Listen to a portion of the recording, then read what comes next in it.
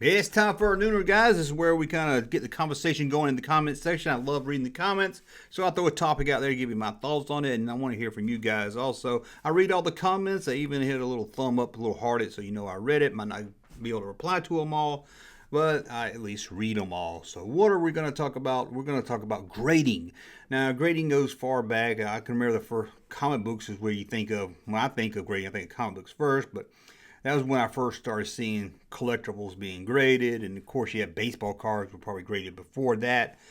Then action figures, and that's what we're going to talk about today, action figures. But then video games started getting grading. And then we saw VHS tapes are now being graded. And I think anything is being graded. Heck, I'm surprised ain't nobody graded old telephones yet. They probably have. I'll go on eBay, I probably can find old graded telephones. But what's my thought on grading action figures? Let's talk about that, the do's and don'ts of Junkman, what I like and what I don't, the pros and cons. First, let's go over a couple, at least one con is insurance purposes. Let's say you got a huge collection. You have them all graded. It probably will help you if your house burns down. Hopefully it doesn't. Somebody robs you. You probably can get a value easier being that you got graded. There's a record of them. They have a number on it and everything. So I can understand that.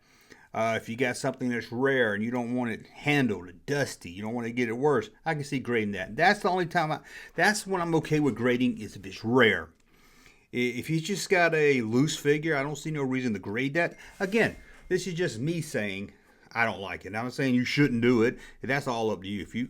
Maybe you just like them better. Maybe you like them in that case. Maybe you like them all graded. That's great. This is just my personal feeling on graded. It feels like it hurts the market. It makes common stuff costs more. Let's say get a Lobot. I've seen people buy Lobot, probably a $10 figure at one time. A $10 figure, they grade it, it's probably spending what, $40, $50, I'm just guessing, with shipping and everything. Then they want to resell it, throw it up on eBay for $80. And then people see, oh, look what Lobot's going for. And then they start selling their loose one that was $10. Now they're selling it for $40 or $50, and people are buying it. New people coming in. I just don't like the whole grading loose things. You know what I'm saying? Like a Lobot or a Han and Hoth, my favorite figure. Don't you want to hold that? Don't you want to feel that figure? Don't you want to move his arms? Don't you want to move his joints? Don't you want to put the gun in his hand? Hoth, Han, don't you want to put the gun in his holster? Don't you want to be able to touch it? I don't. Maybe if they grade them and they put them in a case holding the weapon, it might make me feel a little better. But then they'll probably fall out. But you got the figure, and then over the side you got the gun and everything. I just, like I said, if it's rare, let's say you got the double lightsaber, long lightsaber Obi-Wan Kenobi on card. You want to get that graded. I can understand that 100%.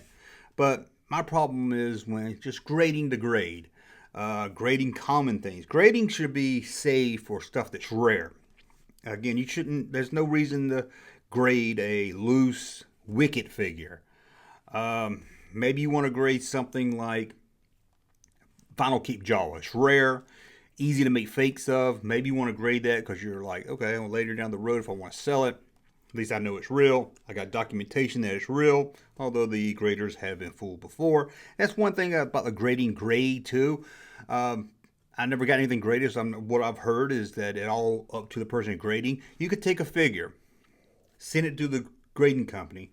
The guy looks at it, gives it a grade, let's say an 8.9, sends it back to you. You open it, take the figure out, send it back to the same grading company. Some other guy that day will look at it, or just that same guy will look at it and determine, oh, 8.1. There's really no standard with those numbers. That's another thing. As far as I know, now you might tell me I'm wrong on this, and I want to hear that in the comment section, but it seems like there's no official, like, okay, you got an 8.9. Well, what's that mean? Sure, it means it's good and it's mint, but who decides that's mint? That 8.9. Who gives it an 8.9? What kind of standard are they using? What kind of system are they using? If I have one figure that looks just, if I have a figure and you have a figure and they look exactly the same, are we going to get that same grade? I don't think so. Again, I could be wrong. Let me know in the comments section. Well, I'm kind of just rambling here, but I like grading rare stuff. Again, insurance purposes for your collection, I understand, but grading just a grade. Loose. Again, a low bot graded. Do you really need a low bot graded? And even on carded stuff, I like to look at it. I like to flip it around. I like to hold it in my hand. That touching, the touching something triggers that memory of you. Not just loose. Loose is great too, because loose you can stand them up, play with the joints and everything. But the card, flip it around, look at it. I just don't. Somebody hands me a Star Wars vintage figure and it's in a glass case. I'm like, you can just hand me a picture. It'll be about the same thing. Looks cool. Can't touch it. Can't feel it. They hand me a figure, a Lobot figure in a glass case. I'm like, yeah, that looks good. What can I do with it though?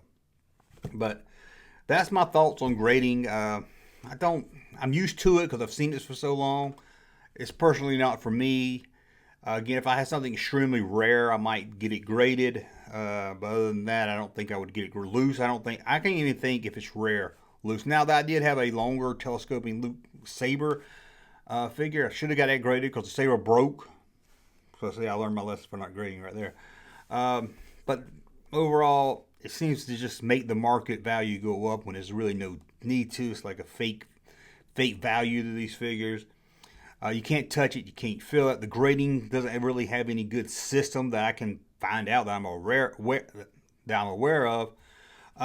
So my point is, if it's rare, I can understand you grading it. If it's common, especially loose, I really don't see why I grade it. But I want to hear from you guys. Do you grade your figures? Do you like to grade your figures? I saw someone grading Power of the Force from the 90s. Power of the Force 2 Hasbro figures. Those $2 figures, paying $50 to have those graded or whatever it costs. Anyway, let me know in the comments below. Do you grade? Do you like to grade? Do you collect? Do you buy graded? Will you only buy graded? Let me know. Just let me know all there in the comments below. We'll be back at 5 o'clock with another video. What's the 5 o'clock? Oh, we're going to talk jewelry at 5 o'clock. And then 8 o'clock for the normal video. Thank you for watching. Hey, Junkman channel popping though. Thank you, sir, for that unsolicited testimony.